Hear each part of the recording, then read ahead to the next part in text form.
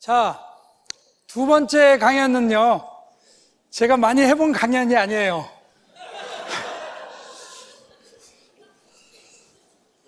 제가 평소에는 정치에 그렇게 관심이 많았던 사람이 아닙니다. 근데 최근 한 2년 동안은 관심을 안 가질 수가 없어요. 미국에서도 굉장히 제가 이렇게 보면서 좀 스트레스를 많이 받았거든요. 그러면 여러분들 생각하면, 굉장히 스트레스 많이 받으시겠다, 그런 생각이 납니다. 예. 그래서 저도 한번 생각도 정리할 겸, 그 다음에 어떻게 보면 미국의 상황과 한국의 상황이 또 공통적인 면들이 있어요. 그래서 미국의 이렇게 상황들을 지금 비추어 가면서 지금 어떤 좀 애국 강연? 애국 강연을 한번 해보겠습니다.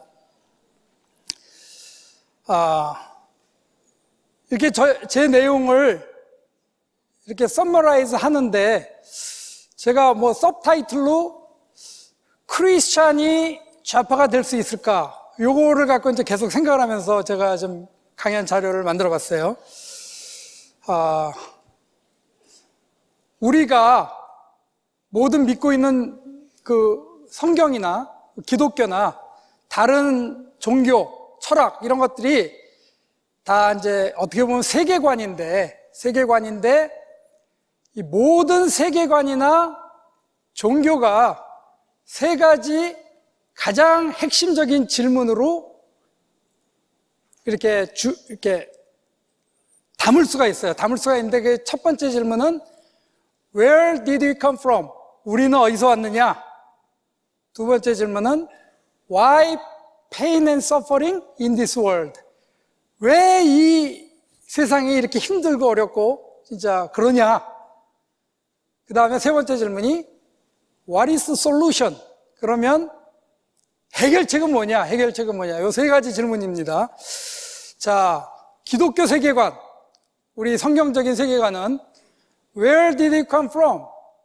우리는 초월적인 창조주 하나님께서 하나님의 형상대로 우리를 아주 영적인 존재로 독특하게 창조하셨다. 여기서부터 시작되죠, 그죠? 그 다음에 Why pain and suffering in this world? 왜 이 세상이 고통스럽고 힘드냐?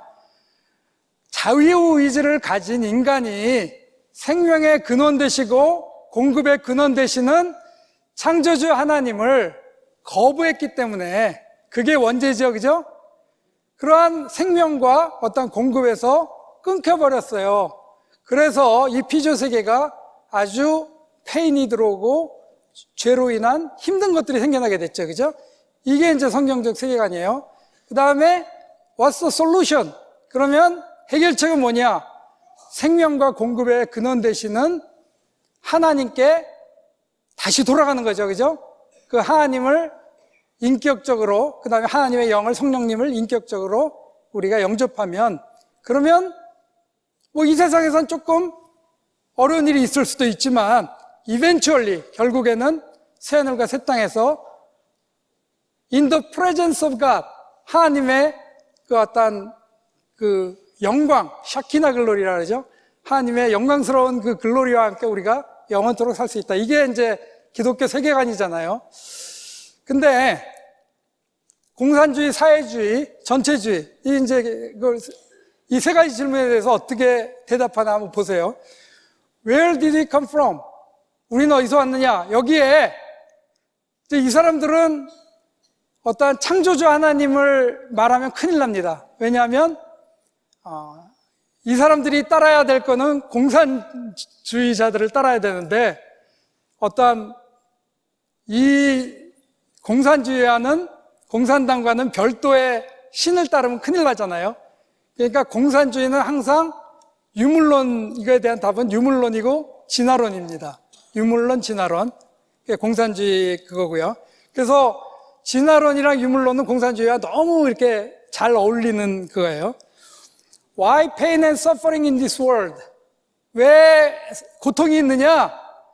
이거는 재화는 한정되어 있는데 부르주아들이 그거를 다 독식하고 이게 다 이렇게 욕심으로 갖고 있기 때문에 이 세상이 불행하다는 겁니다. 그죠? 그래서 이제 what's the solution? 그러면 이 플로레타리아들이 이제 혁명을 일으켜서 그 가진 자들의 그거를 강제로 이렇게 뺏어서 다시 디스트리뷰션 시켜줘야지, 그래야지 더 평등하고 이제 좋은 세상이 온다. 이렇게 하는 게 이제, 그래서 이 세 가지 질문에 근본적으로 완전히 달라요. 그 어떠한 공산주의, 사회주의, 전체주의는 기독교 세계관과 완전히 다릅니다. 그래서 기독교인이 기독교 세계관을 갖고 어떠한 그 좌파적인 사회주의를 받아들인다는 건 어떤 면에서 보면 좀 모순이 있어요. 그죠? 예, 모순이 있습니다. 예, 성경은 자유시장 경제를 말하고 있어요. 그 다음에 영혼의 자유, 그죠? 영혼의 자유. 예. 달란트 비유에서 보면 개인의 능력 차이를 인정하고, 그죠? 그 다음에 개인의 책임을 강조하고, 그 다음에 어떠한 게으름의 consequence, 그 결과는, 게으름 때문에 그 이루어지는 결과는 힘든 거는 네가 받아들여야 된다. 그런 내용들이 많이 있고요. 그 다음에 데살로니가 후서 3장에 보면 일하기 싫으면 먹지도 말라. 이렇게 굉장히 강한 그 표현까지 나옵니다. 잠언에 보면 아주 여러 구절에 게으름 때문에 만약에 좀 불행해지는 거는 네가 감당할 몫이다. 그렇게 돼 있어요. 그래서 전체적으로 보면 성경은 자유시장 경제와 어떤 영혼의 자유 이런 것들을 강조하고 있습니다. 그 문화의 비유에서도 보면 그 보상도 일한 만큼 더 컨트리뷰션만 한 만큼 보상받는 거, 그죠? 그런 것도 다 그렇게 돼 있고, 단지 좀 다른 게 있다면 세상은 그 결과를 보는데, 노력의 결과를 보는데, 하나님께서는 그 마음의 동기와 과정과 하트를 보신다는 거예요. 그죠? 왜냐하면 달란트 비유에서도 보면 5달란트를 남겼건 2달란트를 더 남겼건 똑같이 칭찬해 주시잖아요. 그죠? 그래서 하나님께서 중요하시게 보시는 것은 동기와 하트와 과정이라는 거. 그게 세상이랑은 좀 다르죠. 미국은요, 크리스찬 정신으로 건국된 나라입니다. 그래서 Founding Father Spirit이라고 하는 말을 많이 써요. 그래갖고 처음에 크리스찬들이 종교, 영혼의 자유를 찾아서 정착했기 때문에 그 Founding Father Spirit이 어떤 자유, 영혼의 자유, 자유시장 경제 이거랑 아주 일맥상통합니다. 그래서 미국 사람들 생각에는 이런 것들이 아주 뿌리에 박혀 있어요. 제가 한 가지 예를 들을게요. 그 미국에는요, 그 유치원 선생님부터 그 대학 교수까지 다 선생님들이잖아요. 선생님들의 월급이 12달 다 나오는 게 아니라 9달만 나와요. 9달만. 여러분들 이거 아셨어요? 그러니까 3개월은 여름방학 동안은 일을 안 하기 때문에 일하는 그 9달만 주는 거예요. No work, no pay. 근데 더 신기한 거는 우리나라 같으면 그러면 난리 나죠. 그죠? 그러면 머리띠 두르고 바로 이걸로 들어가잖아요. 그죠? 예, 근데 미국의 선생님들은 조용하다는 거예요. 그러니까 그 사람들도 no work, no pay 이거를 인정한다는 거예요. 그러니까 이제 여름방학 3개월 동안에 자기 월급을 받으려면 자기가 뭔가를 만들어내야 돼요. 썸머 베케이션 동안 티칭을 한다든지 아니면 썸머 캠프를 한다든지 아니면 이제 뭐 프로젝트를 받아서 자기가 뭐 딴 거로 대체를 한다든지 그래서 이런 no work, no pay 이런 정신이 이 사람들은 체질 속에 있는 거예요. 한국의 뭐 민주노총 이런 사람들과는 너무 다르죠. 그죠? 저는 이제 그 사람들 데모 좀 했으면 좋겠어요. 저도 여름에 3달 월급 이렇게 자동적으로 나오게. 근데 안 하더라고요. 예, 공산주의 사회주의는 열심히 일해서 그 성취한 그 사람들의 부를 이렇게 뺏어서 이게 뭐 강제로 뺐든지 아니면 세금으로 뺐든지 하여튼 뺏어서 무상복지 등으로 리디스트리뷰션을 해주는 거예요. 그렇게 되면은 사람들이 열심히 일할 의욕을 상실하게 됩니다. 결국은 전체적으로 하향 평준화가 되죠. 그죠? 이게 함께 더불어 잘 사는 세상이에요. 하향 평준화. 못 살게 되는 평등이죠. 그죠? 이거를 세계 역사의 흐름 속에 쭉 보면 이게 다 그렇게 돼 있어요. 사회주의, 전체주의를 이렇게 도용하는 나라는 다 못 사는 평등으로 이렇게 갔습니다. 이때까지. 그래서 이거는 우리가 뭐 증명할 필요가 없어요. 역사 속에서 다 이미 증명이 됐기 때문에. 자, 계속적으로 크리스찬이 왜 좌파가 될 수 없는지 그에 대해서 계속 얘기를 드리겠습니다. 이제 미국에서는 그 우파를 갖다가 이제 콘저버티브라고 그러고 이제 좌파를 갖다가 리버럴이라고 그래요. 리버럴. 그러니까 콘저버티브, 리버럴 이렇게 됩니다. 근데 이제 콘저버티브는 이제 보면은 여러분들 보수와 그 좌파 이거가 뭐가 다른지를 좀 확실히 개념을 잡고 계셔야 돼요. 그래야지 어디 가서 이렇게 잘 설명해 줄 수 있잖아요. 그러니까 콘저버티브는 뭐가 이제 틀리냐면 여기는 프린시플 베이스드입니다. 그러니까 원리를 중심적으로 작동하는 그거예요. 세계관이. 그렇지만 리버럴은 그러니까 미국 사람들이 sympathy based라 그래요. 그러니까 emotion based. 어떠한 감정적인 거를 중심으로 이렇게 정책을 결정하는 그런 차이점이 있어요. 자, principle based라고 하면 우리들은 그러니까 절대 가치를 인정하죠. 그죠? 절대 가치. 그다음에 절대 윤리. 그러니까 뭐 낙태나 동성애 문제가 났다 그러면 우리들은 양심적으로도 안 되는 거고 그다음에 성경에 안 된다고 돼 있기 때문에 반대하는 거잖아요. 그죠? 그러면 이제 리버럴들은 좌파들은 그런데 강간을 당했을 때 어떻게 해야 돼? 이 사람이 태어날 때부터 약간 그렇게 태어났으면 어떻게 해야 돼? 이 사람 잘못 아니잖아. 뭐 하여튼 굉장히 익셉셔널한 그런 거고 지엽적인 문제 갖고 그걸로 이렇게 선동을 해서 이거를 결정을 사람들이 따르게 그쪽으로 가게 이렇게 만들어요. 그래서 크리스찬들은 말씀에 어떤 프린시플 베이스, 그 다음에 절대 가치, 절대 윤리 이걸 갖고 있기 때문에 체질적으로 약간 우파예요. 그죠? 크리스찬들은. 그 다음에 콘서버티브, 그러니까 보수는 more personal freedom, more personal responsibility 이거를 굉장히 강조해요. 그러니까 개인의 양심과 개인의 책임 이거를 중시하고 그렇기 때문에 small government 정부는 작아도 개인들이 양심적으로 어떠한 책임감을 갖고 잘 해나가면 된다 이런 생각을 갖고 있는 거예요. 근데 그 리버럴들은 모든 거를 다 정부가 이제 솔루션을 다 줘야 돼요. 그러니까 빅 거버먼트 그 다음에 모 거버먼트 컨트롤 이게 굉장히 합니다. 그러니까 왜 그 극심한 그 환경주의자들이 왜 항상 좌파랑 같이 있냐면 지금 극심한 그 환경주의자들은 뭐 지구 온난화로 이제 뭐 몇 년 있으면 지구가 망한다 뭐 이렇게 막 과장을 해요. 그럼 사람들이 막 불안해하면 그걸 해결하기 위해서 거버먼트가 커져갖고 컨트롤을 막 해서 그걸 풀어야 된다 문제를 이렇게 얘기를 합니다. 예. 그 다음에 빅 거버먼트가 되려면 더 컨트롤해야 되니까 세금도 더 많아져야죠. 그죠? 써야 되니까 거버먼트에서. 그 다음에 규제도 더 많아야죠. 컨트롤해야 되니까. 예. 그 다음에 또 나눠줘야 되니까 뭐 부상복지도 더 많아져야 돼요. 그죠? 근데 이제 컨저버티브는 스몰 거버먼트이기 때문에 개인의 책임과 이걸 강조하기 때문에 그 세금과 그러한 규제 이런 것들을 될 수 있으면 줄이려고 하고 있습니다. 그래서 이런 차입전들이 있어요. 그 다음에 리버럴 좌파들은 분배가 우선이고 분배가 잘 되면 성장이 따라온다. 이게 소득 주도 성장이잖아요. 그죠?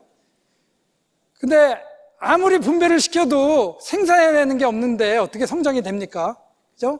그러니까 이거는 굉장히 약간 진짜 상식적이지 않는 주장이에요.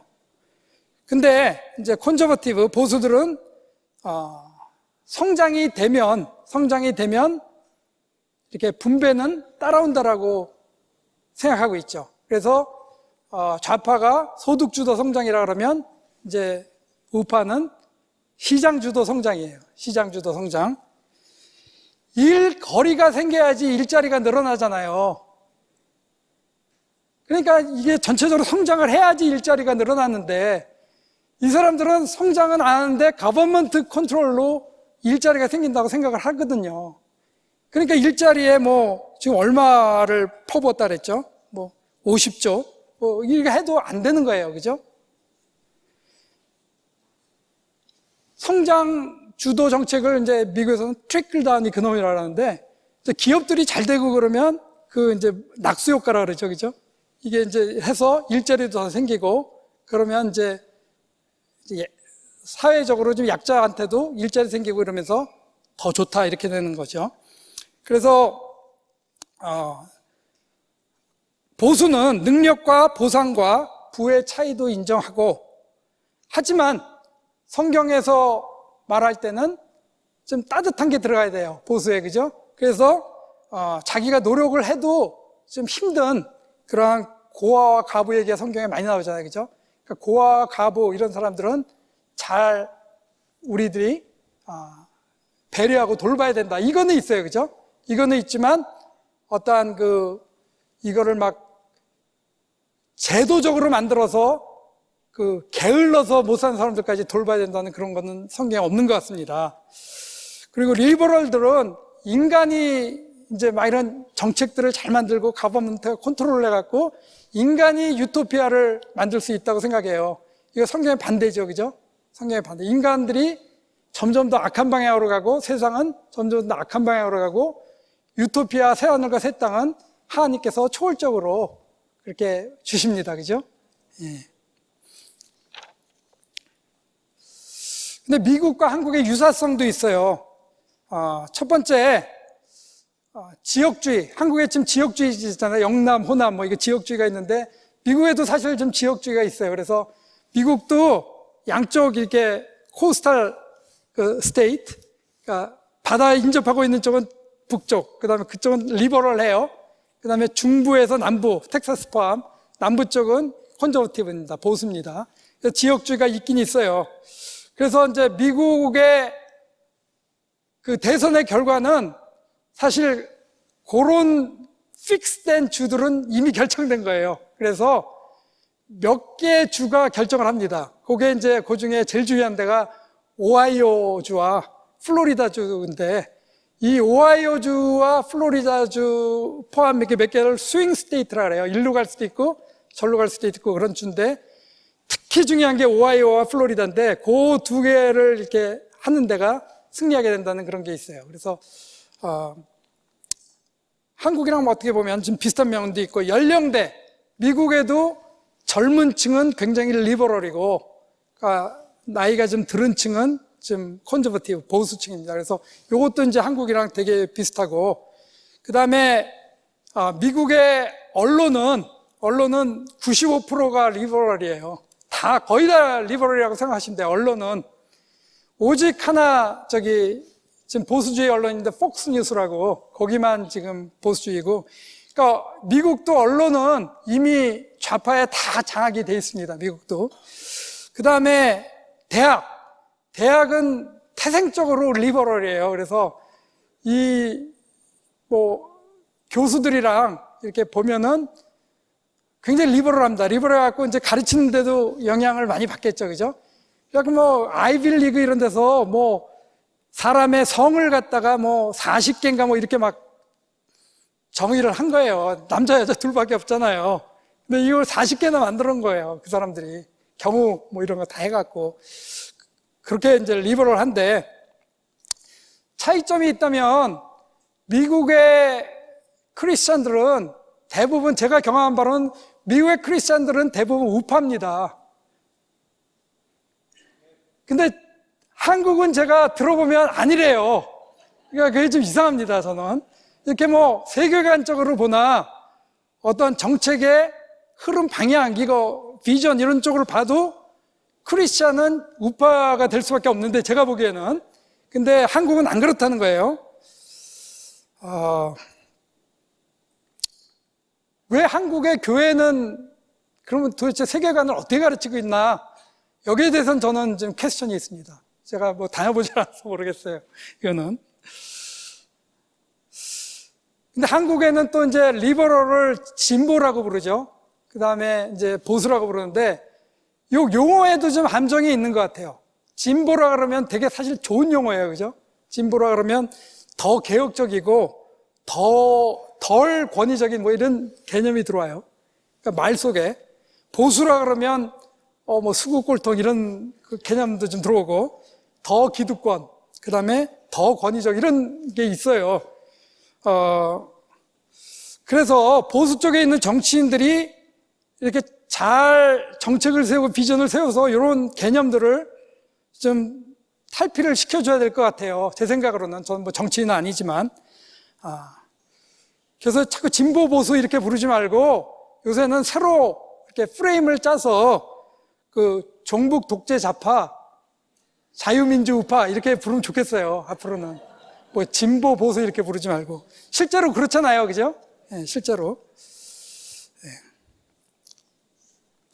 그러니까 한국 보수 정치인들이 어떤 세계관과 그런 일관된 보수적 가치 이런 것들을 잘 본인들부터 좀 먼저 잘 습득을 하고 이렇게 할 필요가 있을 것 같습니다. 지금 좌파 정권의 실정과 무능으로 이것만 발해서는 안 돼요. 여러분들 베네수엘라 한번 보세요. 베네수엘라 진짜 실정과 무능으로 따지면 베네수엘라만한 데가 없잖아요. 지금 완전히 전체적으로 나라가 난장판이 됐잖아요. 그래도 마두로를 따르는 사람들이 있잖아요, 보면. 이번에 그것도 실패했잖아요. 그러니까 어떤 무능과 실정 갖고 거기만 기대면 안 되고, 우리 우파 정치인들도 그 반사적 이익만 바라지 말고 어떠한 정책이나 이런 거에 진짜 보수적 가치를 지닌 그런 것들을 이렇게 세워나가야 돼요. 세워나가야 되고, 더 여러분들과 이렇게 대화도 하면서, 크리스천들과도 대화도 하면서 그런 것들을 세워나가야 될 것 같습니다. 그러한 자정과 자각 노력 없으면 그냥 보통 중도에 있는 사람들이 굉장히 중요하다고 그랬잖아요. 그 사람들이 나는 좌파도 싫고 우파도 싫어 이럴 경우가 많아요. 그러니까 그 반사이익만 갖고는 좀 힘들 수가 있다는 거, 제 생각은 그렇습니다. 자, 지금의 한국 상황이 몇 년 전에 그 미국 상황과 어떻게 보면 되게 비슷해요. 그 따뜻한 보수를 이렇게 줄창 외쳐왔던 그 조지 부시 대통령, 아들 조지 부시 대통령이 굉장히 굿 크리스찬이에요. 그죠? 그 조지 부시는 굉장히 굿 크리스찬입니다. 근데 하여튼 부시 대통령이 8년 동안 하면서 이락 전쟁에 대한 피로감이 좀 쌓였고, 그 다음에 그때 월가 금융위기가 닥쳤습니다. 그래서 거기에 대한 좀 약간 사람들의 실망 때문에 이때 이제 혜성처럼 나타난 사람이 젊은 흑인 바락 오바마예요. 바락 오바마인데 이 바락 오바마가 아주 프레임을 잘 짰어요. 그래갖고 자기가 이제 최초의 흑인 대통령이 되는 거를 포함해서 호프, 체인지 이거 두 개를 갖고 슬로건을 했단 말이에요. 그죠? 자기 흑인 최초 대통령, 체인지잖아요. 그죠? 흑인들도 대통령이 될 수 있다, 호프. 거기다 이제 나라 그거랑 연관을 시켜갖고, 호프, 체인지 이걸 갖고 나왔어요. 오바마가 또 연설 잘하잖아요. 그러니까 선동적인 연설을 하고 이래서, 그때 이제, 보수가, 우리 이 탄핵 다음에 보수가 괴멸된 것처럼, 그때 미국도 보수가 사실 괴멸이 됐습니다. 괴멸이 돼갖고, 대통령 상원 하원을 다 이제 리버럴들이 장악을 했어요. 그 지금이랑 비슷하죠, 그죠? 지금 그 문재인 대통령 다음에 선거에서 보수가 완전히 괴멸됐잖아요, 그죠? 모든 세력이 다 진보 쪽으로 갔는데, 하여튼 그 상황과 굉장히 비슷하다는 겁니다. 그래서 대통령, 상원, 하원 모두 이제 리버럴들이 장악해갖고 쭉 하는데 이제 리버럴의 철학으로 이제 이끈 거죠, 나라를. 그러니까 빅 거버먼트, 그다음에 증세, 그다음에 모 거버먼트 컨트롤 규제 많이 만들고 그리고 이러면서 이제 쭉 가보니까 안 되잖아요, 그거는. 그죠? 해보면 안 되거든요. 그래갖고 이제 지금 안 되는 게 현실적으로 드러났어요. 그때 전국적으로 나타난 게 이제 우파 시민 운동이 나타났습니다. 그때. 그게 이제 여러분도 들으셨겠지만 티파티 무브먼트라고 옛날에 이제 영국의 티파티 사건 때문에 이제 그 애국 그 시민들이 뭉쳐서 싸웠던 것처럼 그런 정신으로 우파 애국 시민들이 다시 뭉치자 해갖고 그게 이제 티파티 무브먼트로 나타났어요. 그래갖고 이 사람들이 전국적으로 이제 시민운동을 펼친 거예요. 그래서, 보수의 가치를 재건하고, 그 다음에 국가의 재정 건전성을 회복하고, 그 다음에 감세를 추진하고, 도덕적 가치, 건국 이념에 근거한 도덕적 가치를 재건하자, 뭐 이렇게 한 거예요. 그래갖고 이 사람들이 지속적으로 행동하면서 시민운동을 펼쳤어요. 그래갖고 그 결과 중간선거에서 이제 그 보수가 리퍼블릭 파리가 이제 상원 하원을 차지를 했습니다. 그래갖고 지금 상황과 굉장히 비슷해요. 내년에 총선이 있죠, 그죠? 네, 총선이 있는데 크리스찬 그 애국 시민들이 현실 한탄만 하고 불평만 하고 있으면 안 된다는 거예요. 이렇게 행동하는 시민으로 뭉쳐서 뭐 이렇게 영향력을 미쳐야 된다는 거죠. 크리스찬들의 수고와 희생과 노력이 좀 있어야 될 것 같아요. 그냥 앉아서 불평만 하고 있으면 안 되는 것 같습니다. 지금 이렇게 보면은 그런 움직임들이 조금씩 나오고 있어요. 뭐 행동하는 자유시민, 뭐 그런 시민운동이 나타나려고 그러고 있죠, 그죠? 프리덤 파이터스. 그 다음에 대학가에는 뭐 트루스 포럼이라고 해갖고 뭐 대학가 젊은이들도 의외로 또 이런 움직임들이 있습니다. 그래서 여러분들도 이런 우파들의 어떤 그런 애국 시민운동 이런 것들에 좀 적극 지원해 주시고 가담을 해 주셔야 될 것 같아요. 자, 그 후에 미국에서 이제 상하원을 이제 보수가 이제 했죠. 그래갖고 이제 대통령은 바락 오바마고. 그러니까 이제 여기서 이제 유명한 그리들록. 대통령이랑 이제 상하원이 이제 다르니까 이제 정체성, 이제 글이 꽉 끼어갖고 잘 안 되는 거예요. 정치가 전체적으로. 오바마가 말로는 자기는 크리스천이라 그래요. 크리스천이라 그러는데 제가 보기에는 굉장히 퀘스천어블합니다, 그게.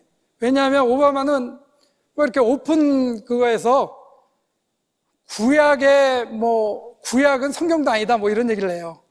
뭐 이렇게 돌로 가늠한 여인을 쳐서 죽이는 게 그게 무슨 하나님이냐, 구약은 성경도 아니다, 뭐 이런 식으로 막 despise Old Testament 그런 얘기들을 막 하고, 그래서 이 사람이 보면은 성경을 하나님의 말씀으로 믿지 않는 약간 좀 그 위선적인 크리스찬이라 그런 거를 이제 그런 인상을 받을 수밖에 없는데, 본인이 알겠지만 하여튼 그래서 이제 오바마가 그리들록이 생긴 가운데서 쭉 하다 보니까 이제 경제도 지지부진하고 그런 상태로 이제 계속 됐습니다. 진행이 됐습니다.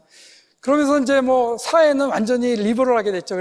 그래서 그 오바마라는 사람이 해방신학이 백그라운드예요. 그 흑인교회에서 해방신학을 했었고, 그 다음에 인본주의자예요. 사실 인본주의자. 그래서 뭐 동성애 뭐 이런 것, 낙태 이런 것도 굉장히 리버럴하고 그래서 심지어 이제 오바마가 마지막 때 거의 다 돼서 이제 그 연방법으로 그 동성애 차별 금지법 이런 것도 만들었어요. 그래서 화이트하우스가 막 무지개로 이렇게 막 되고, 여러분들 기억나시죠, 그죠?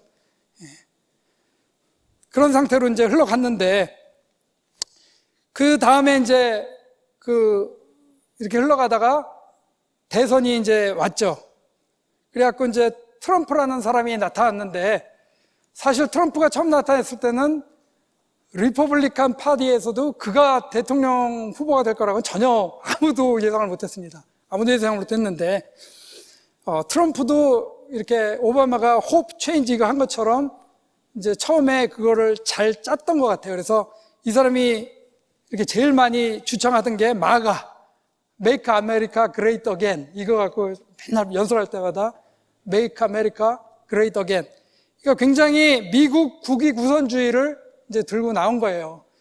이제 미국 사람들이 이 전까지 굉장히 어떻게 politically correct라는 게 있는데, 그러니까 정치인들이 이게 바른 줄 알면서도 시원하게 말을 못 해주고 뭐 어떤 정치적인 뭐에 연루가 될까봐 이게 말을 시원하게 못 하는 거예요. politically correct한 말만 이렇게 하려고 하니까. 근데 이제 그거의 범주를 넘어서 트럼프가 이제 politically correct한 걸 넘어서서 막 이렇게 말을 막 시원하게 하니까 이제 사람들이 그거에 대한 또 반향도 굉장히 좋았던 것 같고,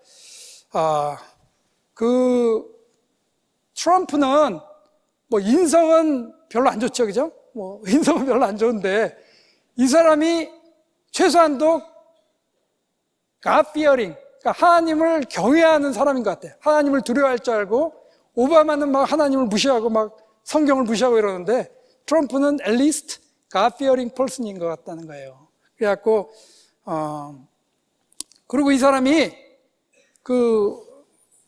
누구를 멘토로 이렇게 데리고 있냐면 굉장히 이렇게 복음주의자, 저희랑 이런 신앙 성경 해석책에도 거의 똑같은 데이비드 제르마야라는 유명한 목사님인데, 데이비드 제르마야는 달라스 베프티스트 거기 로버트 제퍼리 이런 사람들을 갖다가 이제 멘토로 두고 그 사람들의 조언을 계속 듣는 거예요. 그러니까 오바마랑은 완전히 애티튜드가 틀린 거죠. 그래갖고 이 사람이 내가 수프림 코트 졌지, 대법원 판사 임명할 때 내가 낙태나 동성애를 그러니까 반대하는 그런 보수적인 판사들을 내가 임명하겠다, 이런 것들을 공약하고, 이러면서 이제 크리스찬들이, 트럼프가 인격적으로는 좀 문제가 있을 수 있지만, 그 사람이 이제 그런 식으로 하니까, 이제 크리스찬들이 트럼프를 좀 서포트하기 시작하고, 이게 굉장히 계속 지속적으로 크리스찬들이 트럼프를, 여러분들이 믿기기 어려우시겠지만, 크리스찬들이 굉장히 트럼프를 스트롱하게 서포트를 했어요. 예를 들어서 존 메가던 목사님 같은 분은 여러분들 중에 들으신 분도 있던데, 선거 며칠 전에 이제 연설하시면서 vote for the policy, not for the person. 그러니까 정책을 보고 당신들 크리스천들 투표하세요. 사람 보지 말고. 그렇게 얘기한 것도 있고요. 트럼프라는 사람이 지금 재밌습니다. 보면은 굉장히 어떻게 보면 무식할 것 같기도 하고, 굉장히 즉흥적이고, 좀 이렇게 하이 템포고, 그런 인상을 받는데, 알고 보면 이 사람이 상당히 준비된 사람이고, 그 다음에 굉장한 전략가입니다. 전략가. 즉흥적으로 이렇게 하는 사람이 아니에요. 알고 보면. 특히 지금 중국에 대한 이거 트레이드 워 하고 있잖아요. 근데 이게 트럼프가 일생에서 책을 많이 읽었는데 그 중에 중국에 대한 책을 엄청 많이 읽었대요. 그러니까 이전부터 중국이 그냥 이렇게 미국의 도움을 계속 받으면서 불법적으로 제1등 국가가 되려는 거에 대한, 이래서는 안 되겠다는 그런 마음이 있었던 거예요. 그러니까 이게 굉장히 오랫동안 준비된 거고, 이 사람이 즉흥적으로 한 게 아니라는 거죠. 그러면서 이제 트럼프가 대통령이 돼서 공약을 이제 하나하나 실천하는데요. 보세요. 제일 먼저 한 게 이제 감세, 특별히 기업 법인세를 갖다가 굉장히 낮췄어요. 굉장히 낮추고, 그 다음에 기업의 발목을 잡는 규제들을 갖다가 다 없앴습니다. 규제를 없애고, 그 다음에 트럼프가 굉장히 운이 좋은데 미국의 이 시점에 미국의 셰일 혁명이 일어났습니다. 셰일 혁명. 그래갖고 그 셰일 오일, 셰일 가스라 그래갖고 이 사람들이 그러니까 옛날에 채굴을 못하던 그걸 셰일 속에 갇힌 오일이나 가스를 채굴하는 법을 알아낸 거예요. 그래서 이제 그걸 막 생산하다 보니까 옛날에는 미국이 중동에서 엄청난 양의 오일을 수입해갖고 이 에너지 인디펜던트가 안 되면 나라가 굉장히 힘듭니다. 이게 뭐 전략을 세우기도 힘들고 그런데 지금은 그 셰일 오일, 셰일 가스가 생산이 되면 엄청나게 생산이 되면서 미국이 제1의 산유국이 돼서 세계에서 사우디아라비아, 러시아보다 더 많이 생산하는 제1의 산유국이 되고 수출국이 됐단 말이에요. 그래서 이게 또 굉장히 트럼프한테는 호재가 됐죠. 그러니까 이제 에너지가 안정되고 그러니까 전기료가 내려가고 그러면서 기업들이 이제 기업세도 낮아지고 규제도 다 풀어주고 전기료도 낮아지고 옛날에 미국에서 힘들어서 못하겠다 하던 외국에 나갔던 기업들이 다 돌아오는 거예요.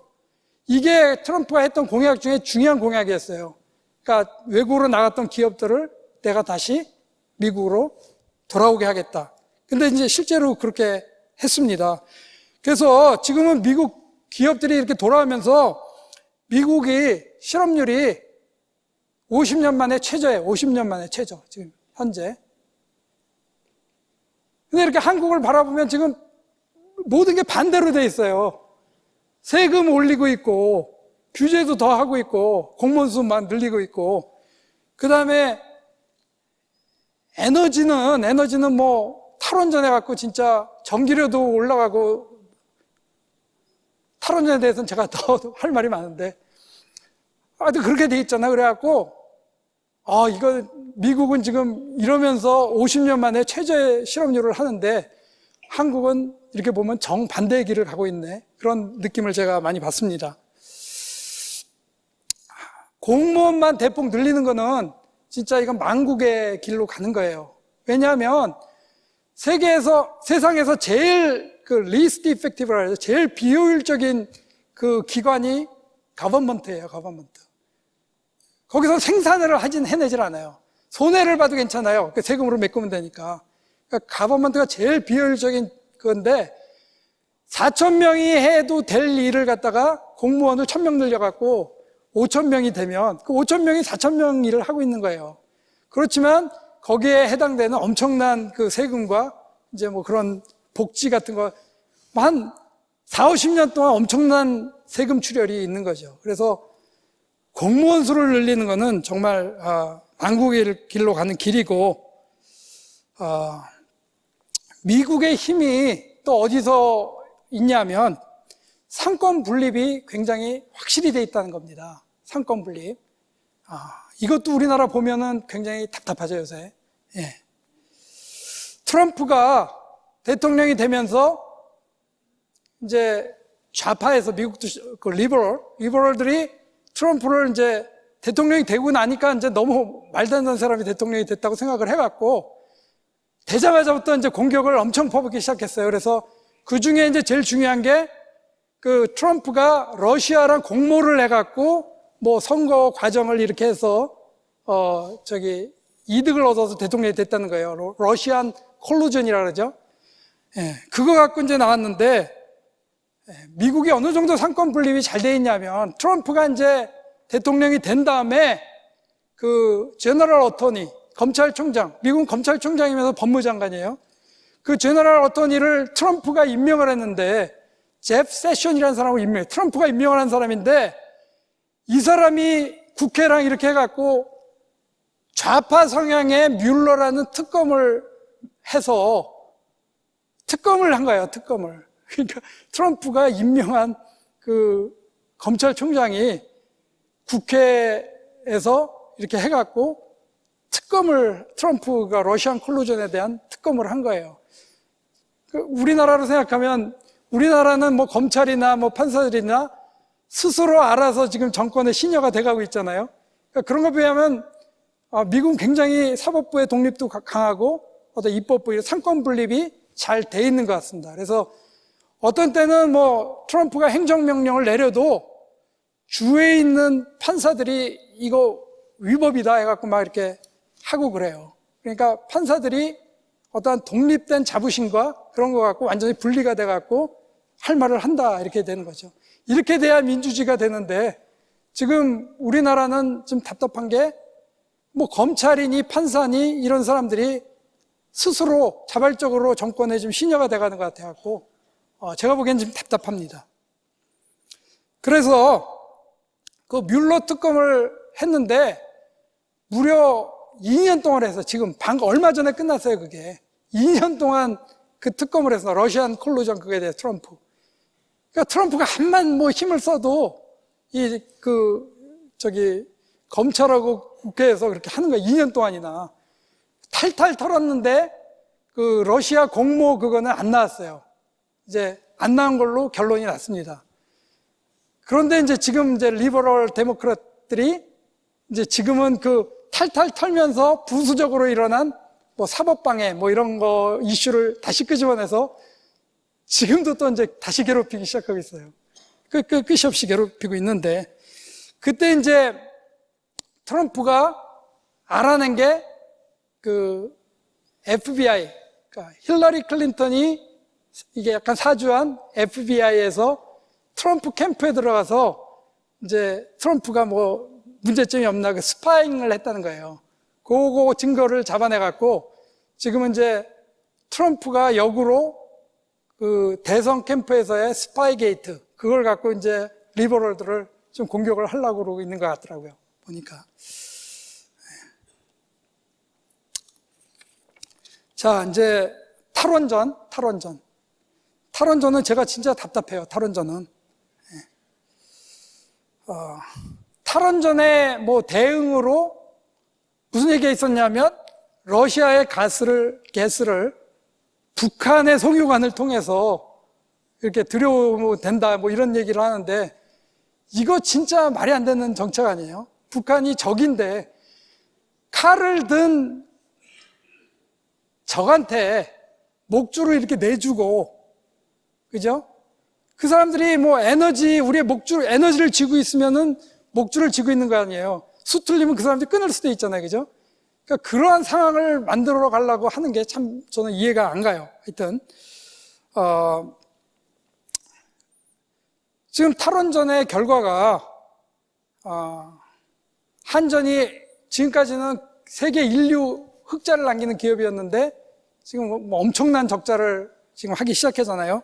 그러면서 이제 한전에서 어떤 비용들을 못 쓰니까 다른 사고들이 막 발생하죠. 그죠? 고성 산불도 그래서 뭐 하여튼 이게 제때 그러니까 재원을 갖다 잘 분배를 못 하니까 적자 때문에 그런 일들이 생기고 전기료가 지금 적자로 몇 년을 지속하겠습니까? 엄청난 적자로. 그러니까 전기료가 오를 거예요. 전기료도 오르고 전기료가 오르면 기업이 엄청난 부담을 느낍니다. 옛날 기업 하는 사람들이 대통령 만나서 탈원전을 굉장히 좀 주장했다 그래요. 전기료가 기업한테는 굉장히 치명적이거든요. 탈원전 때문에 이제 관련 기업들 전부 폭망하고 있죠. 그죠? 한 번 이 전문가나 인프라가 망가지면 다시 세우기가 진짜 어려워요. 그래갖고 지금 한국의 원전은 넘버원, 세계에서 진짜 탑 넘버원이에요. 이러한 우수한 기술과 이걸 갖고 있는데 이걸 갖다 스스로 망가뜨리는 그러한 우를 범하고 있으니 얼마나 답답합니까? 그리고 저도 엄청 스트레스를 받아요. 미국에 살고 저는 이제 지금 US 시티즌이에요, 사실은. 근데 제가 왜 스트레스를 받는지 모르겠는데 하여튼 흘러가는 걸 보면 엄청 저도 스트레스를 받습니다. 그 다음에 이제 탈원전 하면서 전기가 안 나오니까 화력 발전을 늘렸단 말이에요. 그러니까 이제 미세먼지가 더 나오잖아요. 화력 발전 늘리면. 그러니까 세계에서 제일 깨끗한 원자력 발전을 없애가고 화력 발전을 늘려서 가뜩이나 미세먼지 심각한데 그걸 더 늘리고 있다는 게 진짜 좀 비상식적이죠. 어떻게 보면. 이 판도라란 그런 영화, 가상적인 영화를 보고 막 울고, 그리고 이제 정책을 결정했다는 게 좀 믿겨지지가 좀 않는데, 이건 여러분들도 반드시 알아야 됩니다. 지진, 하면요, 지난 50년 동안 한국에서 최대 지진이 지난번 경주 지진, 그게 리터 스케일로 5.8이었다 그래요. 5.8. 50년 동안에 한국에서 일어난 최대의 지진. 근데 원자력 발전소의 설계 기준이 뭐냐면, 리터 스케일로 지진 7.4에 대해서 설계를 합니다. 그럼 여러분들 내막을 모르면, 5.8보다 조금 더 큰 게 오면 7.4가 되고 우리 큰일 나겠네. 이렇게 생각할 수 있어요. 그죠? 모르면 그렇게 생각할 수 있는데, 이 지진의 리터 스케일이라는 게 로그 스케일이에요. 로그 스케일. 그래갖고 이게 선형적인 스케일이 아니라는 거예요. 그래갖고 실제로 지진 7.4에 대해서 설계를 했다 그러면 가장 50년 동안의 최대 지진 5.8에 40배 더 큰 지진이 와야지 설계 기준에 합당하게 되는 거예요. 맞는 거예요. 40배 더 큰 게. 그리고 이제 원자력 발전소 할 때 안전계수라는 게 있거든요. 그래서 안전계수 2 정도 하면은, 그러면 지난 50년간 한국에서 최대 지진보다 80배 더 큰 지진이 와야지 문제가 생길 수 있다. 그런 거예요.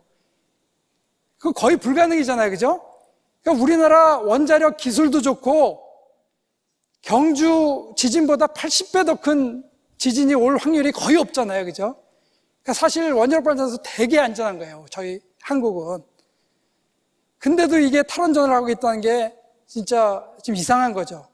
지금 실제로 후쿠시마 원전 사고를 당한 일본도 그 당시에는 탈원전을 조금 했었지만 지금 다시 원자력을 늘리고 있어요. 일본은 또 지진에 되게 위험하잖아요. 그죠? 그 다음에 대만도 그 좌파 정부가 탈원전 공약해갖고 됐어요. 근데 전기료 올라가고 문제점들이 생기니까 대만도 얼마 전에 국민투표해갖고 다시 탈원전을 바꿨잖아요. 그죠?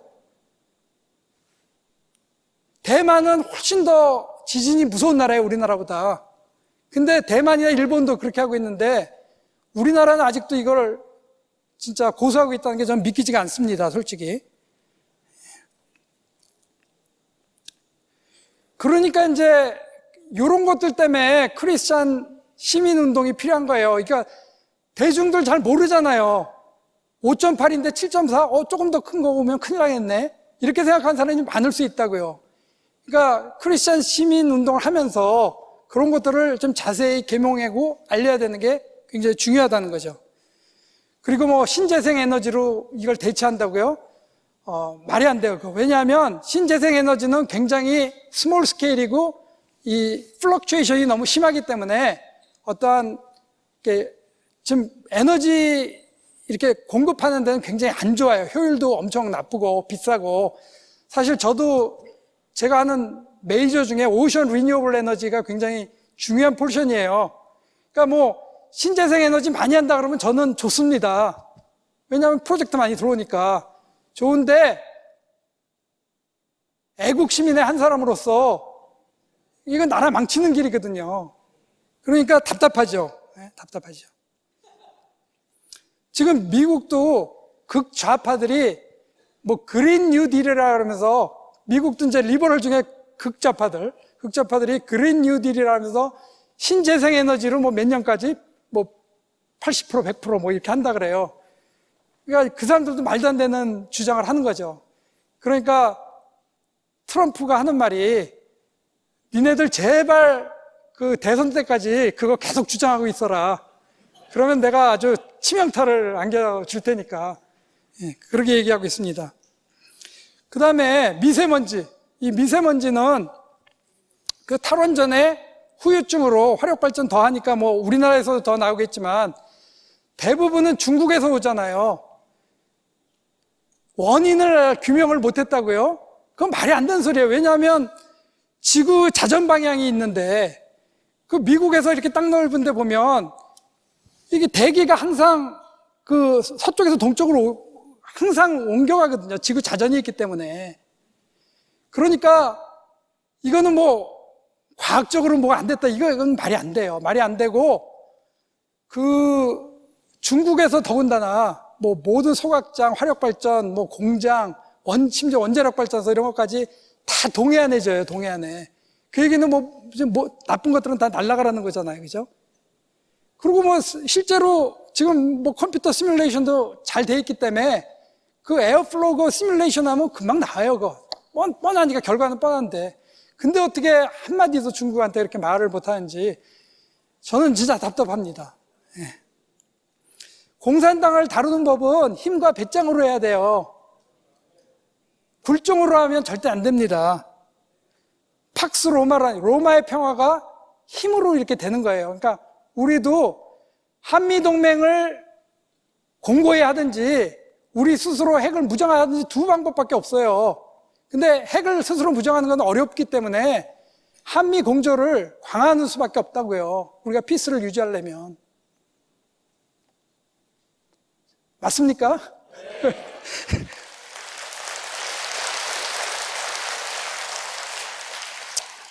이제 뭐 마치겠습니다. 좌파는 그 세월호, 최순실 이 단 두 개 문제로 집중 공략을 해갖고 탄핵을 이끌어냈어요. 사실 뭐 세월호 같은 거는 그거는 좀 말이 안 되죠, 그죠? 그거는 좀 교통사고고 그런데 뭐 약간 미흡한 점이 있었다 그래도 그거는 말이 안 돼요. 이 전에 이미 광우병 그거 보셨잖아요. 광우병은 진짜 말도 안 되는 걸 갖고 선동을 해서 거의 뭐 이렇게 정권을 붕괴시킬 단계까지 갔잖아요, 그것도. 그러니까 이 사람들이 선동하고 이렇게 하는 거는 굉장히 진짜 프로인데, 지금 정권은 보니까 비리가 연속적으로 계속 터져 나오니까 이 보수 우파들이 정신을 못 차리는 것 같아요. 집중을 못 하고.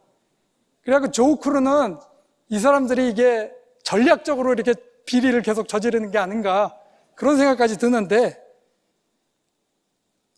물론 저 우파는 그리고 이렇게 투쟁 이런 거 잘 못하죠. 선동하고 이런 거 잘 못하니까 그런 문제도 있지만은 하여튼 너무너무 많은 비리와 실정 이런 것들이 터져 나오는데 이펙티브하게 그걸 못하고 있어요. 대응을. 그러니까 잘 공격을 못해요.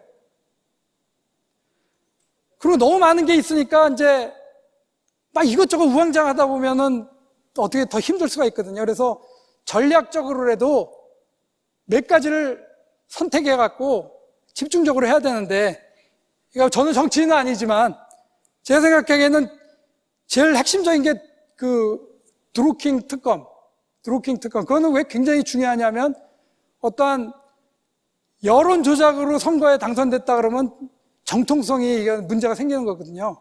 그리고 김태우 그 비서관이 다 증언했잖아요. 그 청와대에서 특검에 스파이를 심어 넣어갖고 그 스파이한테 자료를 미리 다 받았고, 이런 거 지금 미국에서 가면 여론 조작도 큰 문제지만 사법방해, 어떤 특검에 스파이가 들어가갖고 정보를 미리 다 빼고 이런 것들이 엄청 큰 문제거든요.